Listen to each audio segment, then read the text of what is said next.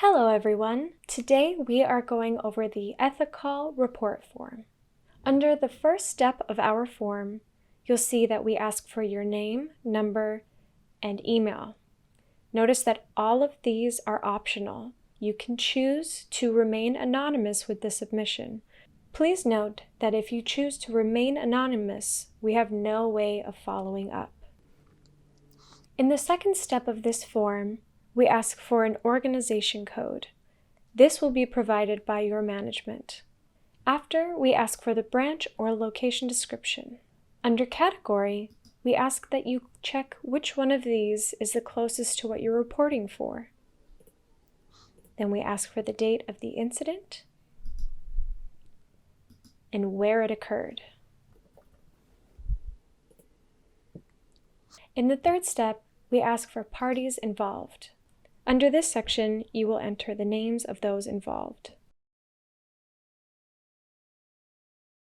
If there are multiple people, we ask that you include them in a separate line. Under incident narrative, we ask that you please fill out the incident that you are reporting on to your best ability.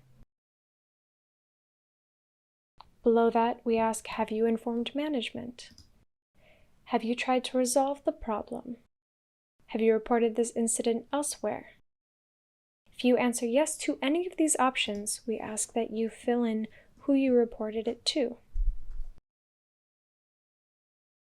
In our final step, we ask if you have any supporting documentation on this claim.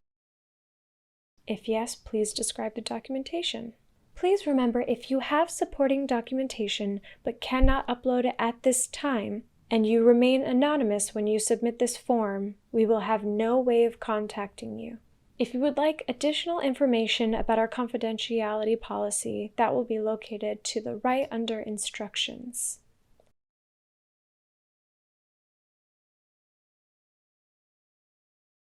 Once this is all completed, click File Report.